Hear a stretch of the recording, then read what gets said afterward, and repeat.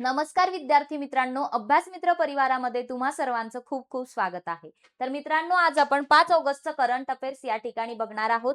Lecture सुरू करण्याआधी तलाठी भरतीची बॅच तुम्हाला जॉईन करायची असेल ग्रुप सी च्या प्री साठी तर ऍडमिशन ओपन आहेत. 799 रुपयामध्ये हे सर्व गोष्टी तुम्हाला मिळतात आणि याचे लाईव्ह लेक्चर सुद्धा सुरू झालेले आहेत. तर पटापट ऍप्लिकेशन डाउनलोड करा, टेलिग्राम इंस्टाग्राम पेज जॉईन करा आणि तुम्ही बॅच जॉईन करू शकता. काही अडचण आली तर कॉल मेसेज करायला विसरू नका. सुरुवात करूया आजच्या सेशनला. आजचा पहिला प्रश्न आहे, जुलै 2026 मध्ये कोणत्या देशाने आंतरराष्ट्रीय फौजदारी न्यायालयाच्या रोम करारातून औपचारिकपणे माघार घेतल्याची घोषणा केली? सो यामधून व्हेनेझुएला आणि चाद हे जे दोन देश आहेत यांनी काय केलेलं आहे, ऑफिशियली माघार घेतलेली आहे. सो हा जो आंतरराष्ट्रीय फौजदारी न्यायालयाचा आयसीसीचा रोम डिक्लेरेशन, रोम कायदा जो होता, तर त्यातून चाड आणि व्हेनेझुएला या दोन देशांनी माघार घेतली. मग याचं कारण काय होतं, तर यांचं असं म्हणणं आहे या दोन देशांचं की आंतरराष्ट्रीय गुन्हेगारी न्यायालय जे आहे ते अकार्यक्षम आणि राजकीय दृष्ट्या प्रभावित झालेलं आहे. तर इतर आफ्रिकन देश जर आपण पाहिलं तर चाडच्या आधी बुर्किना फासो, तसंच माली आणि नायजर हे जे 3 देश आहेत यांनी पण माघार घेतली होती या करारातून. तर याचं कलम 127 जे या अग्रीमेंटचं, तर त्यानुसार एखाद्या देशाने माघार घेतल्याची घोषणा ऑफिशियल अधिसूचनेनंतर 1 वर्षाने अंमलात येते.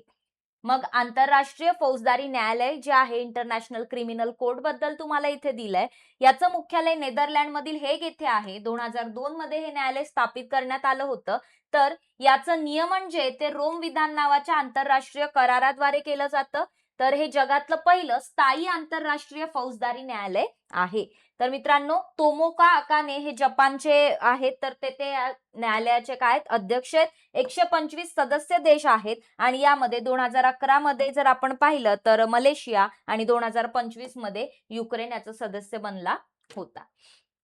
पुढचा प्रश्न, आंतरराष्ट्रीय व्याघ्र दिनानिमित्त 29 जुलै 2026 मध्ये केंद्रीय पर्यावरण मंत्री भूपेंद्र यादव यांनी प्रसिद्ध केलेल्या आकडेवारीनुसार भारतातील वाघांची एकूण संख्या किती झाली आहे? सो इम्पॉर्टंट आहे, वाघांची संख्या झालेली आहे 3682. सो ऑप्शन नंबर 3 हे याचं करेक्ट उत्तर येईल. केंद्रीय पर्यावरण मंत्री भूपेंद्र यादव यांनी तो जो काही आकडेवारी किंवा तो रिपोर्ट एक दिला, तर त्यानुसार भारतातील वाघांची संख्या झाली 3682. मग यामुळे आपण जर पाहिलं तर एकूण व्याघ्र प्रकल्प म्हणजे टायगर रिझर्व जे आहेत भारतामध्ये, तर त्यांची एकूण संख्या 58 झाली आहे आणि भारताचा 58वा जो व्याघ्र प्रकल्प आहे तो मध्य प्रदेशमध्ये माधव राष्ट्रीय उद्यान जे आहे तो बनलेला आहे. तर जगामध्ये जे काही एकूण जंगली वाघ आहेत त्यांच्या संख्येपैकी जवळपास 70% वाघ आता भारतातच आढळायला लागलेत. तर वाघांची संख्या जर आपण पाहिली, मध्य प्रदेशमध्ये सगळ्यात जास्त वाघ आहेत 785, त्यानंतर कर्नाटक आणि मग उत्तराखंडचा नंबर येतो. मित्रांनो, मध्ये महाराष्ट्र आपल्याला 4थ्या क्रमांकावर दिसेल. सो इथे हा जो डेटा आहे 2023 नुसार ऍक्च्युअली हा रिपोर्ट आहे. सगळ्यात जास्त वाघांची संख्या असलेलं जर का तुम्हाला व्याघ्र अभयारण्य विचारलं, टायगर रिझर्व विचारलं, तर ते आहे जिम कॉर्बेट उत्तराखंड मधलं. तर हे थोडंसं इथे लक्षात ठेवा. पुढे जाऊया. भारताचं पहिलं टेलिकॉम मॅन्युफॅक्चरिंग झोन TMZ कोठे उभारलं जाईल असं विचारलंय, तर मध्य प्रदेश मधील ग्वालियर येथे पहिलं टेलिकॉम मॅन्युफॅक्चरिंग झोन जे आहे ते उभारलं जाणार आहे. सो भारताचं पहिलं आहे, त्यामुळे लक्षात ठेवा. जवळपास यामध्ये 350 एकर क्षेत्रावर पसरलेला हा प्रोजेक्ट आहे. केंद्र सरकारने त्याच्या पहिल्या टप्प्यासाठी 450 कोटी 500 कोटी म्हणजे 493 कोटी रुपयांना मंजुरी दिली आहे आणि यामध्ये mobile phone, fibre optic, semiconductor आणि 5G तसंच 6G टेक्नॉलॉजीशी रिलेटेड जे काही उपकरणं आहेत त्यांचं उत्पादन इथे घेतलं जाणार आहे. तर टेलिकॉम मॅन्युफॅक्चरिंग झोन म्हणजे काय, तर एक विशेष आणि समर्पित औद्योगिक क्षेत्र आहे, इकोसिस्टम आहे की ज्या ठिकाणी फक्त टेलिकॉम क्षेत्राशी रिलेटेड जे काही उपकरणे आहेत, चिप्स असतील, तंत्रज्ञान असेल, तर त्यांचं उत्पादन केलं जाईल आणि त्याचं संशोधन केलं जाईल. कोणत्या राज्य सरकारने जुलै 2026 मध्ये सौर ऊर्जा क्षेत्रात ग्रामीण महिलांना उद्योजक बनवण्यासाठी द्विप्ती योजना सुरू केलेली आहे? सो इम्पॉर्टंट आहे, द्विप्ती योजना ही छत्तीसगड राज्य सरकारने सुरू केलेली योजना आहे. फुल फॉर्म काय याचा, तर decentralised women empowerment on energy and policy for transformative inclusion. So जुलै 2026 मध्ये छत्तीसगड सरकारने ज्या ग्रामीण महिला आहेत त्या ग्रामीण महिलांना सौर ऊर्जा क्षेत्रामध्ये उद्योजक बनण्यासाठी सक्षम करण्यासाठी ही द्विप्ती योजना सुरू केलेली आहे. सो छत्तीसगडने जर आपण पाहिलं तर महिलांच्या नेतृत्वाखाली विकेंद्रित नवीकरणीय ऊर्जा धोरण स्वीकारणारं छत्तीसगड भारतातलं पहिलं राज्य सुद्धा ठरलंय, लक्षात ठेवा. या योजनेअंतर्गत सोलर दीदी म्हणून ओळखल्या जाणाऱ्या महिला बचत गट जे आहेत, सेल्फ हेल्प ग्रुप, तर SHG जे आहेत तर सदस्यांना विशेष तांत्रिक प्रशिक्षण दिलं जात आहे आणि यामध्ये या महिला जे आहेत त्या गावांमध्ये सौर विक्रेत्या, तंत्रज्ञ आणि व्यवस्थापक म्हणून काम करणार आहेत. 7 ते 10 ऑक्टोबर 2026 दरम्यान नवी दिल्ली येथे होणाऱ्या 10व्या इंडिया मोबाईल काँग्रेस 2026 ची संकल्पना काय आहे असं आपल्याला विचारलंय. सो याची संकल्पना कॉन्सेप्ट आहे स्केल विदाउट बाउंड्रीज. सो बघा, केंद्रीय संचार मंत्री ज्योतिरादित्य सिंधिया यांनी नवी दिल्लीमध्ये 10व्या जे काही इंडिया मोबाईल काँग्रेस आहे, IMC आहे 2026चं, तर त्याचं स्केल विदाउट बाउंड्रीज या संकल्पनेचं अनावरण केलं. सो याचं स्थळ आहे नवी दिल्लीतील यशोभूमी या ठिकाणी. तर आयोजक असतील दूरसंचार विभाग DOT आणि cellular operators association of India हे याचे आयोजक आहेत. तर इंडिया मोबाईल काँग्रेसची 10वी आवृत्ती जी आहे ती 4 पिलर्स वरती उभारलेली आहे: निर्मिती, सुरक्षा, सक्षमीकरण आणि प्रोत्साहन.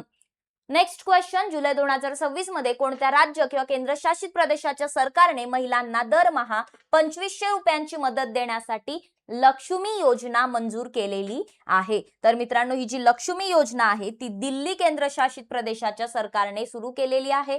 दिल्ली लक्ष्मी योजना असं त्याचं नाव सुद्धा आहे. तर याचा मुख्य उद्देश हा आहे की दिल्लीमधील गरीब आणि मध्यमवर्गीय महिलांना आर्थिकदृष्ट्या आत्मनिर्भर आणि सक्षम बनवणं. पुढचा प्रश्न, सागरी संरक्षण मजबूत करण्यासाठी भारतीय नौदलाने जुलै 2026 मध्ये कार्यान्वित केलेल्या 7व्या पाणबुडी विरोधी युद्ध नौकेचं ASWSWC याचं नाव काय आहे? तर मछलीपट्टणम. ऑप्शन नंबर 3 हे करेक्ट उत्तर येईल.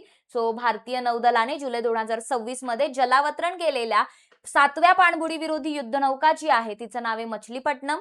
तर कोचिन शिपयार्ड लिमिटेड द्वारे 29 जुलै 2026 ला याचं जलावतरण झालं आणि यामध्ये जर आपण पाहिलं तर माहे वर्गाअंतर्गत बांधलेलं हे 7वं जहाज आहे. तर याचं जे नाव आहे मछलीपट्टणम ते आंध्र प्रदेशमधील मछलीपट्टणम हे जे हिस्टॉरिकल बंदर आहे तर ते शहराच्या नावावरून ठेवण्यात आलेलं आहे. पुढे जाऊया. इथे तुम्हाला काही इन्फॉर्मेशन दिले की पाणबुडी विरुद्धी युद्ध उथळ पाण्यातील नौका म्हणजे काय? तर किनारी आणि उथळ पाण्याचा जो भाग असतो तिथे शत्रूंच्या ज्या काही पाणबुड्या असतात तर त्यांना डिटेक्ट करण्यासाठी, शोधण्यासाठी, त्यांचा पाठलाग करण्यासाठी आणि त्यांना नष्ट करण्यासाठी तयार केलेल्या स्पेशलाइज्ड लहान काय आहेत? युद्धनौका आहेत. पुढचा प्रश्न, स्कॉटलंड मधील ग्लासगो येथे आयोजित कॉमनवेल्थ गेम्स 2026 मध्ये पुरुषांच्या 100 मीटर T47 पॅरा ट्रॅक धावण्याच्या स्पर्धेमध्ये सुवर्ण पदक जिंकणारा पहिला भारतीय पुरुष पॅरा ॲथलीट कोण ठरला आहे? तर मित्रांनो, दिलीप महादू गावित हे याचं करेक्ट आन्सर आहे. Option number 4. तर दिलीप महादू गावित हे राष्ट्रकुल खेळ म्हणजेच कॉमनवेल्थ गेम्स जे सुरू आहेत तर त्यामध्ये हिस्टरीमध्ये पॅराट्रॅक जे धावणं आहे, रेसिंग, तर त्यामध्ये पहिल्यांदाच भारतासाठी त्यांनी गोल्ड जिंकलेला आहे. पॅरा ॲथलीट ठरलेले आहेत ते. तर दिलीप महादू गावित यांनी जवळपास ही फक्त 10.71 सेकंद मध्ये ही रेस पूर्ण केली आणि या कॉमनवेल्थ गेम्स मध्ये एक नवीन विक्रम रचलेला आहे. रौप्य पदक विजेत्यामध्ये भारताच्या मोहम्मद बासिल मोरासिंग कथीने 10.83 सेकंदाची वेळ नोंदवली. भारतीय लांब उडीपटू मुरली श्रीशंकरने राष्ट्रकुल क्रीडा स्पर्धा 2026 मध्ये पुरुषांच्या लांब उडी स्पर्धेमध्ये 8.9 मीटरची उडी मारून रौप्य पदक जिंकलेलं आहे. पुढचा प्रश्न, जुलै 2026 मध्ये संसदेमध्ये जाहीर झालेल्या आकडेवारीनुसार 2025-26 च्या आर्थिक वर्षात भारताची एकूण निर्यात किती अमेरिकी डॉलर्सच्या विक्रमी पातळीवर पोहोचली आहे? सो भारताची जी एकूण निर्यात आहे ती आता 863.1 अब्ज डॉलर्स वरती पोहोचलेली आहे 2026 मध्ये. ठीक आहे. सो यामध्ये बघा, जर आपण पाहिलं तर जी वस्तू निर्यात आहे ती 441.8 अब्ज डॉलर्स आणि सेवा निर्यात 421.3 अब्ज डॉलर्स वर आहे. सो यामध्ये ही अपेक्षा आहे. सो यामध्ये वस्तूंच्या निर्यातीमध्ये मुक्त व्यापार करार जे आहे, फ्री ट्रेड ऍग्रीमेंट्स जे आहेत तर ते असलेल्या देशांचा वाटा 40.5% म्हणजेच 169.1 अब्ज डॉलर इतका होता. मग आर्थिक वर्ष 2025-26 दरम्यान जर पाहिलं तर भारताची सगळ्यात जास्त वस्तूंची निर्यात आशियान देशांना $38.42 अब्ज इतकी झाली आणि त्या खालोखाल मग UAE मधील जर आपण पाहिलं तर $37.36 अब्ज इतकी झाली होती. पुढचा प्रश्न घेऊया. देशभरातील ग्रामपंचायतींची डिजिटल पायाभूत सुविधा बळकट करण्यासाठी कोणत्या मंत्रालयाने जुलै 2026 मध्ये दानवीर उपक्रम सुरू केलेला आहे? तर मित्रांनो, पंचायती राज मंत्रालयाने हा उपक्रम सुरू केलेला आहे. सो एक इम्पॉर्टंट क्वेश्चन बनतो हा.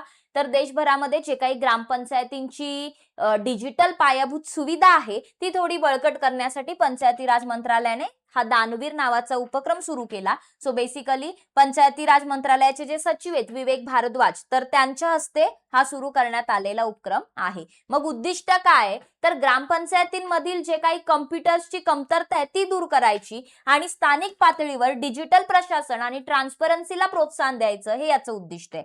सो मेरी पंचायत ऍप जे आहे त्याद्वारे हे प्लॅटफॉर्म समर्थित आहे आणि जे डिजी हार्ट मार्केट प्लेस आणि राष्ट्रीय माहिती केंद्राशी एकीकृत आहे. पुढचा प्रश्न, ट्रॅक्सन हेने प्रसिद्ध केलेल्या अहवालानुसार जुलै 2026 पर्यंत कोणत्या भारतीय खासगी अवकाश स्टार्टअपला सर्वाधिक अवकाश स्टार्टअप निधी मिळालेला आहे? तर मित्रांनो, स्कायरूट एरोस्पेस जे आहे तर याला सगळ्यात जास्त स्टार्टअप निधी मिळालेला आहे. सो ट्रॅक्सन जे आहे त्याच्या रिपोर्टनुसार स्कायरूट एरोस्पेस जो आहे तर या अवकाश स्टार्टअप्स मध्ये सगळ्यात जास्त 150 दशलक्ष डॉलर्सची फंडिंग मिळवली आहे आणि भारतातली ही पहिली अशी स्पेसटेक युनिकॉर्न कंपनी बनलेली आहे स्कायरूट एरोस्पेस, हे लक्षात ठेवा. मग या रिपोर्टनुसार भारतीय खासगी अवकाश तंत्रज्ञान परिसंस्थेने जुलै 2026 पर्यंत 241 निधी म्हणजे इतका याचा निधी उभारण्याच्या फेऱ्यांमधून एकूण 871 दशलक्ष डॉलर्स उभारलेले आहेत. बंगळुरू हे भारतातलं स्पेसच्या बाबतीमध्ये स्पेसटेक मध्ये निधी पुरवठ्याचं एक मुख्य केंद्र राहिलंय आणि या क्षेत्रामधील एकूण फंडिंग पैकी 57% म्हणजे 495 दशलक्ष डॉलर्स इतका फंडिंग जे आहे ते इथे आकर्षित आहे. सो सगळ्यात जास्त निधी मिळवलेले टॉप 3 भारतीय अवकाश स्टार्टअप्स जर आपण पाहिले तर स्कायरूट एरोस्पेस फर्स्ट आहे 150 दशलक्ष डॉलर्स, पिक्सले आहे 96 दशलक्ष डॉलर्स आणि मग अग्निकुल कॉस्मॉस आहे 76 दशलक्ष डॉलर्स. पुढे जाऊया. भारताची पहिली direct commercial container freight train कॅनोलचा साठा घेऊन जुलै 2026 मध्ये कोलकाता बंदरातून निघाली आणि कोणत्या शेजारील देशाच्या बिराटनगर कस्टम यार्ड मध्ये पोहोचली? तर मित्रांनो, करेक्ट आन्सर आहे नेपाळ. सो भारताने कोलकाता पोर्ट जे आहे त्या ठिकाणावरून नेपाळला जाणारी पहिली डिरेक्टली व्यापारी कंटेनर मालवाहतूक ट्रेन जी आहे ती लॉन्च केलेली आहे, जी जुलै 2026 मध्ये आपल्याला दिसते. सो जे नेपाळ मधलं बिराटनगर कस्टम यार्ड आहे तिथे ती गेली. तर टोटल 40 डब्यांची ही पहिली मालगाडी आहे, त्यातून कॅनोलचा साठा वाहून नेण्यात आला आणि डायरेक्ट ही जी काही ट्रेन आहे त्यामुळे आता दोन्ही देशातील वाहतुकीचा कालावधी असेल किंवा लॉजिस्टिक्स खर्च असेल, माल हाताळणीचा खर्च असेल तर तो कमी झालेला आहे किंवा होणार आहे. तर नेपाळची राजधानी काठमांडू आहे, नेपाळी रुपया चलन आहे. फेडरल संसद नेपाळमध्ये आपल्याला बघायला मिळते. बालेंद्र शाह हे काय आहेत? पंतप्रधान आहेत. पुढे बघा.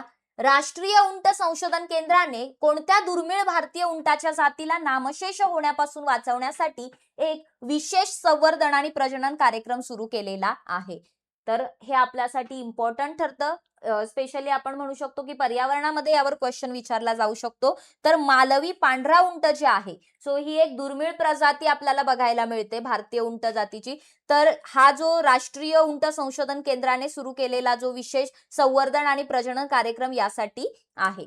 तर बिकानेर मधील राष्ट्रीय उंट संशोधन केंद्र जे आहे त्यांनी ह्या मालावी उंट जे पांढरा उंटाच्या जातीला नामशेष होण्यापासून वाचवण्यासाठी हा जो काही कार्यक्रम आहे तो सुरू केला आणि देशामध्ये लुप्तप्राय प्रजाती ज्या आहेत त्यांचे जवळपास फक्त 102 उंट शिल्लक राहिलेले आहेत.